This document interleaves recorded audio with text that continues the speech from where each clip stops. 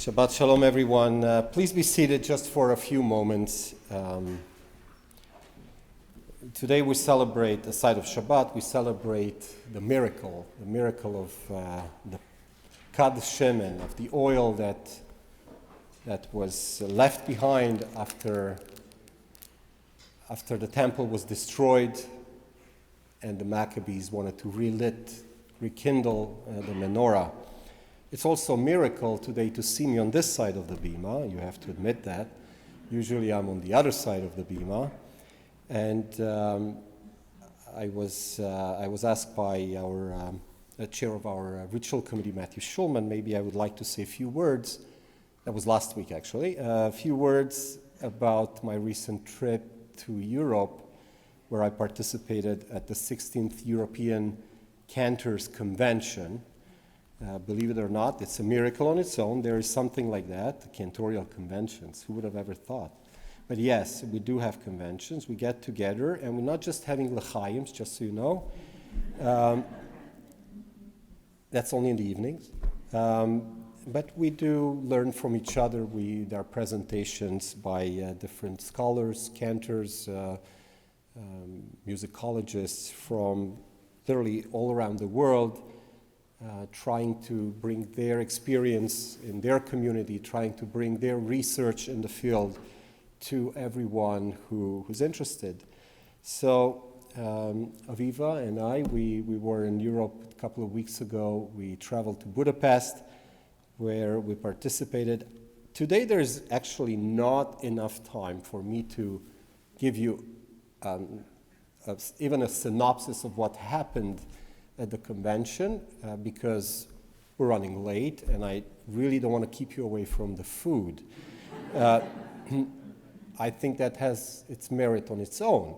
So, but I'm thinking maybe one day soon I will make a special presentation with pictures during the week, and anyone who would like to come and see Eastern Europe in our days, in particularly Budapest, Hungary, and of course we've taken a little side trip as well following the convention to Romania. We went to Transylvania and we visited two larger cities, my hometown Oradea and the place where I was born, which is even a bigger city, Cluj. We visited the Jewish communities in each place, and we were literally blown away, and that's not an exaggeration, about the changes that have happened in those communities. When we think of Eastern Europe, what do we think? We think of the past, of what happened there. We think about the glory days before the Second World War, and of course we think about the destruction, the annihilation of the Jewish communities in Eastern Europe that happened by the Nazis during the Second World War. And that's the last image we have about Eastern Europe. Our families running away, getting on boats and running to North America or running to Israel. And that's not entirely accurate. The situation there, it's constantly changing. And Budapest was a surprise for us from a few aspects. First of all, we received an amazing welcoming from my former colleagues in the rabbinical school and cantorial colleagues, students of the cantorial school. Everybody just wanted to sit with us and have a meal with us and have a talk with us and to learn and to sing. And it was just a phenomenal, heartwarming experience to go back to Eastern Europe after 28 years, believe it or not. I haven't been in Budapest. I haven't seen my alma mater. And people were just so happy to see me again and to spend some time with us. We visited the Jewish Museum, where again we were welcomed with open arms by friends who now she's the curator of the museum. We were shown the archives. He was doing a research for a future book that she's writing, and they have provided her all kinds of information and material. It was just a trip of doors opening for us, and seeing and experiencing just wonderful, wonderful things. I wish many of you could go back, or maybe we'll go back one day together as a group and experience Hungarian Jewry and their history and their present. The way actually it is very, it's a learning experience. Not everything that I've seen there or we've seen there is something necessarily good. It is different, but it's not necessarily good. One of the greatest surprises, I shouldn't say good or bad, surprises, might be good, might not be that good, was how the conservative community, which is called there the Neolog community, is changing. But it's not changing the way North American conservative movement is changing, but it's changing exactly the opposite way. Which doesn't make sense, yes, because we're living in a modern age where equality is one of our main values today in society. We promote it, we teach it, we expect it, we enforce it, and our synagogues have changed accordingly. They moved along, progressed along, as we did that here in North America. Interestingly enough, conservative communities in Hungary are not embracing this path. My alma mater synagogue, the rabbinical school, the Jewish Theological Seminary of Hungary, which was established in the 1800s by Franz Josef, yes, the head of the Austro-Hungarian Empire. He opened this rabbinical school, which was a state-sponsored school, which is up until today, this is the case. And this, you would expect, just like in New York at JTS, the school has a synagogue where the students are practicing, getting ready to become rabbis and cantors, and are involved in services. Well, the synagogue of this school actually separated from the school and become an autonomous institution. And not just that, they have hired an Orthodox rabbi in a conservative establishment that was known about having an organ played on Shabbat and having a mixed choir and being one of the most progressive conservative services in the country, now has a mechitza in the middle of the synagogue. And I don't suggest you to be disappointed necessarily. I just want you to acknowledge it, that it's different. It's not necessarily bad. It's just different from what we would expect. We went in one direction, and they went in a different direction. Would we feel comfortable with that? Probably not. Most of us probably would not. But still, this was their choice. This is what they have decided to do. An Orthodox rabbi who's a wonderful person. I heard him speak one morning at the conference. He was invited as a guest rabbi for the services. He did a Dvar Torah, which I have to tell you was at the highest level of Hungarian language. He spoke like a PhD in literature. An Orthodox man, young fellow. So he's a wonderful person, learned person in religious studies as well as in secular studies. That was one of the synagogues that was surprising. There's another synagogue.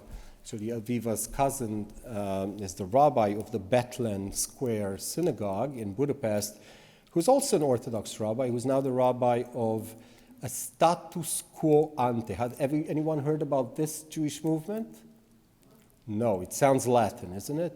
Well, it is Latin. It means status quo ante, which means the previous status, which means very traditional. It is the Jewish movement in Eastern Europe that is in between Orthodoxy and conservative movement. There's an in-between stream. It's called status quo, or the Hungarians call it status quo. That's the slang. And it's very interesting. For us, it would be a modern Orthodox synagogue. For them, it is the middle path. And as I said, Aviva's cousin, Rabbi Deutsch, is the rabbi in the synagogue, a former friend of mine who was maybe 10 years old when I was studying in Budapest, and I used to play with him. He's the Hazzan of the synagogue there.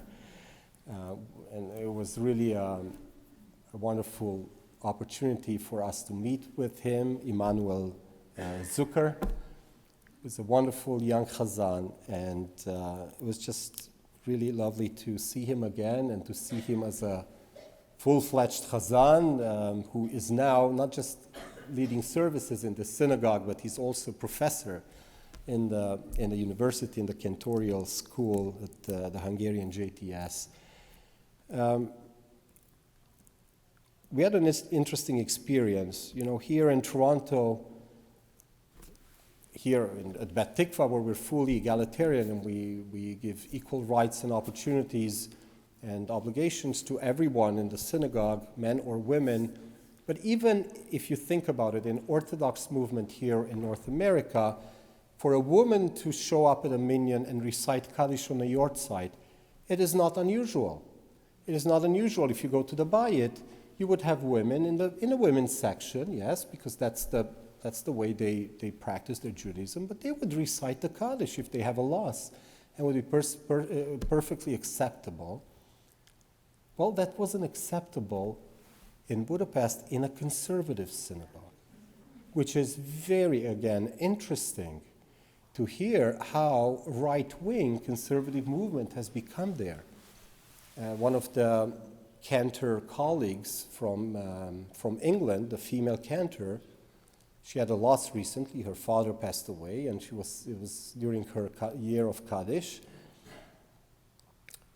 And we were at the Heroes Synagogue, which is attached to the Dohány Street Synagogue. Probably you have heard of the Dohány Street Synagogue.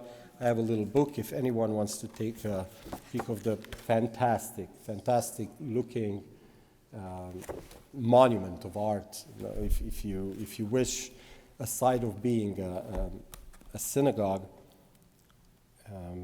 the largest synagogue in Europe, built in a Moorish style.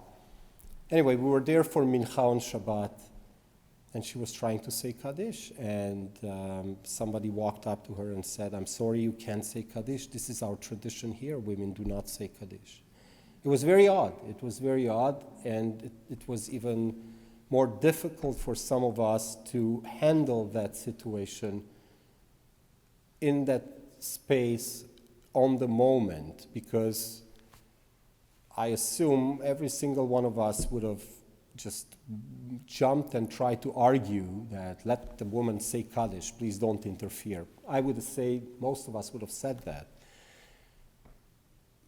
But it's hard to make that decision when you know this is the tradition of the place, good or bad, agree or disagree. I personally think we should have been rather instructed in advance that these are the traditions of the place, and please be aware if you are a woman and you would like to say Kaddish, please don't, rather not, or ask something to that extent. Again, very interesting, very different than even Orthodoxy in North America. It's a very, I'm sad to say about Budapest, it's a very divided, not just Budapest, but Hungary, very divided community. You might think it's a place where, there's Jews who, do you know how many Jews live in Hungary? Any guess? How many Jewish people live in Hungary today? 30,000, how many? 20,000? Somebody said 100. 100 or 100,000? 100,000? All right, so I think Herschel is the closest. I think there are at least 100,000 known members of the Jewish community. These are people who are paying dues for the different synagogues. There are tens of synagogues in Budapest and organizations where Jews are members, and they know that there are about 100,000 Jews. But the truth is probably the number is close to double that, because Hungarian Jews do not affiliate with Jewish institutions traditionally, not why North Americans don't affiliate themselves with synagogues, but because this is why, and this is how the Nazis obtained the list with the Jews when they were gathering them to put them in the ghetto or to deport them. So based on that, a lot of people do not affiliate themselves with Jewish organizations, and I can understand that. Fear, definitely it is an issue. And just for a moment about fear, Hungary, it used to be one of the scariest places for a Jew, one of the most wild places in Europe. That I remember studying there, I did not have the courage to walk on the street with a kippah on the street. We would always have a hat, some kind of a baseball cap. Today, interestingly, to report, Hungary is probably the safest place for a Jew in Europe. Believe it or not, I can't believe I'm even saying this. It is one of the safest places to be Jewish and to express your Jewishness, to show it publicly. And I can't explain it. This is another thing that you just can't. You observe it from a distance, from outside. And I'm very happy with it because the Jewish people are allowed to flourish and to continue on with their Jewish life. But they are not. They are not continuing properly because they are very divisive. They are fractioned. They're broken up in different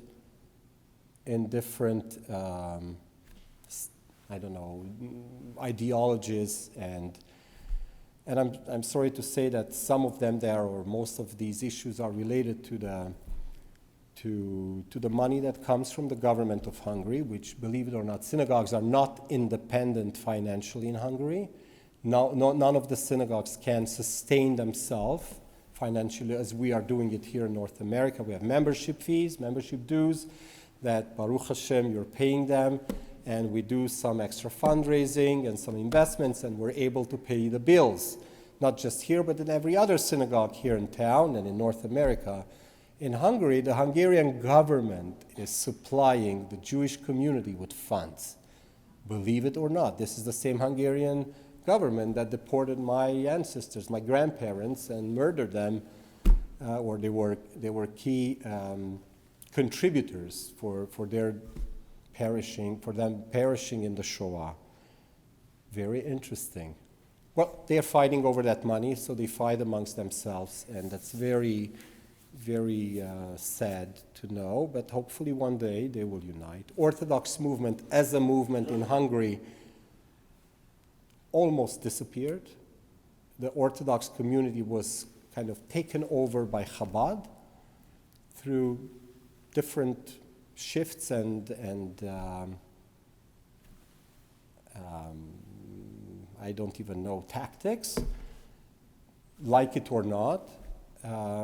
It was a very small Orthodox community in the end. Chabad has become very powerful.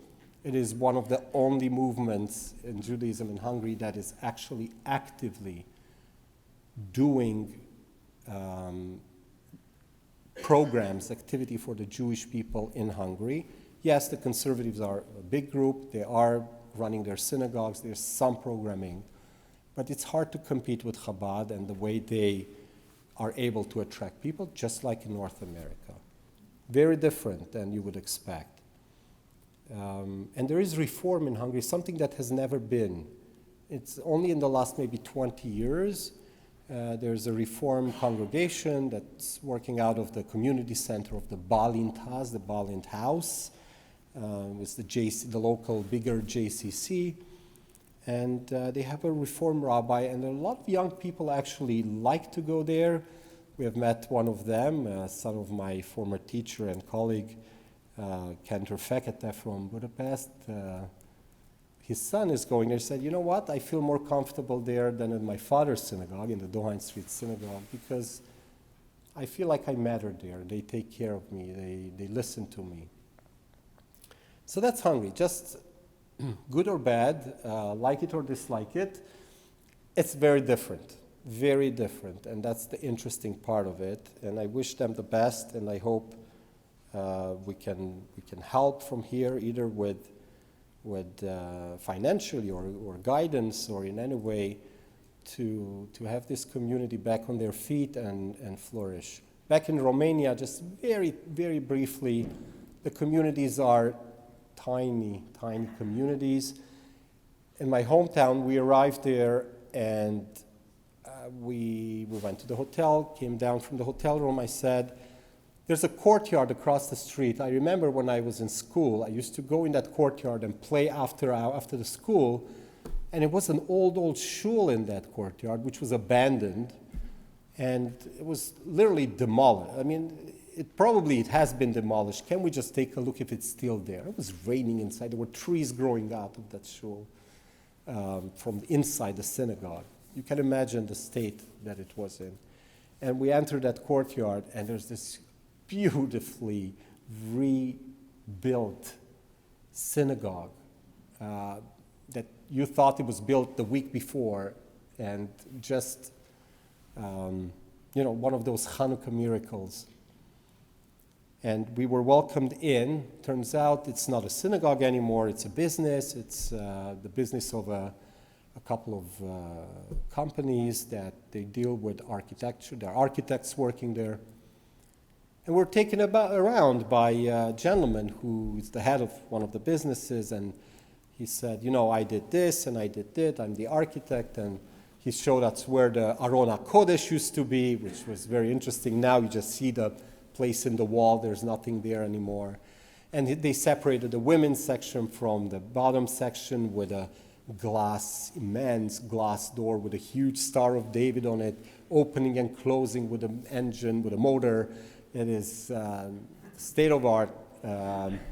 They preserved the beautiful banisters and spindles, forged metal spindles, with tremendous amount of detail and art in them. Preserve them to the highest level. Preserve everything possible in a building that was deemed to be demolished and to auto-demolish itself. And then turns out that this person that we met, he's an architect who not just did this synagogue, but 6 other synagogues in town, refurbished from top to bottom. He was behind the project, a non-Jewish architect for a community of maybe 100 Jews in a city of about 350,000 people. And I asked him, his name is Christian, his first name. I said, and why? I mean, first of all, we were blown away and a little conflicted because you just didn't know to be happy for this building to be restored and now be a business in it, and being restored by people who their ancestors probably had their hands involved in the disappearance of all those Jews during the Holocaust. So there was a little bit of a conflicting feeling there, but I was nevertheless blown away by the work this man has done. Like, why would someone restore 7 synagogues in that town on his own? From, of course, European funds. They were applying for funds from European Union, and they were rebuilding these synagogues. And he said, nobody knows that this city had about 33,000 Jewish souls living here before the Second World War, in a city of 50,000 people. And those Jews ran this city, built the economy, the art of this city, the architecture, the art. This is the capital. I'm not joking. If you're into arts, into architecture, and you know what Art Nouveau is, this is the capital of Art Nouveau. The most gorgeous palaces commissioned by wealthy Jewish families from the most prominent architects, Jewish architects of the time. And people should know their contribution, he said. People should know that we have what we have today because of them. And they're gone. Why are they gone? Mainly because we didn't get up, we didn't stand up for them, we didn't stop the deportations. And I feel the obligation. This is a Christian person, not a Jewish person. I feel the obligation to do something about it. I was then totally blown away by his response. We walked the city in rain and night and day, and just couldn't have enough of it. I really would like to do this one day soon during the week, so I can show you the pictures. I can show you the albums that have been published, actually, with all these pictures. It's been an unbelievable trip. We visited the gravesite of a tzaddik in Hungary, Reb Shayele.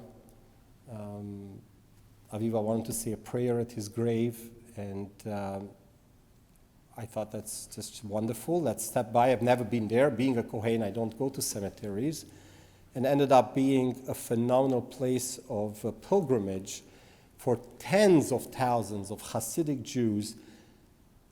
We were there for maybe a half an hour at the cemetery in this tiny little village in the hills of Tokaj, Hungary. And car after car would come with different Hasidim, stop, go to the grave of the Rebbe and pray. Again, very, very interesting, unusual, something that most of us did not ever experience in our lifetime. This to be continued. What are the lessons from this trip? This really, indeed, it was a Jewish heritage trip, or after all. And the lessons are that we have a tremendous opportunity in our hands here in North America that we're not aware of. We're not counting our blessings. We live in a relative, until recently, let's put it like in relative freedom. We could and we still can do whatever we feel and would like to. We can increase our Judaism. We can make Judaism better. We can make Jewish life more welcoming to a younger generation, and not just a younger generation, for everyone. And it's in our hands. We don't feel the responsibility. Most of us are not feeling that responsibility that's in our hands. Over there, there's very little opportunity for the Jew to become a better Jew, very little, especially in this town of 100 people. But everyone there is going to Minyan. Everyone there is involved in that Jewish community, and they're making their tiny little Jewish life secure and sustaining something that it's holy for them. They feel the responsibility. Every Jew has an elevated level of responsibility, something that we should develop here and we should maintain. We are a little bit too comfortable with our lives. I'm not saying that's not good, that's wonderful. But I think that's the takeaway for me, at least, in the big picture of it, is that we have in our hands the miracle of Hanukkah bring light, and not just light, to bring sustained and also new light in our life and our community's life and in everyone's life in North America. It was a little bit of an awakening for me, and I hope I'll be able to instill that in some of you and feel a little bit better about who we are as a people, as a religion, as Jewish people, globally. So that's about for now from our trip. We're getting really late, so we're going to do a shortened Musaf Amidah. And I really wanted to speak much less, but it ended up longer because I'm a little bit passionate, as you could tell, about this issue.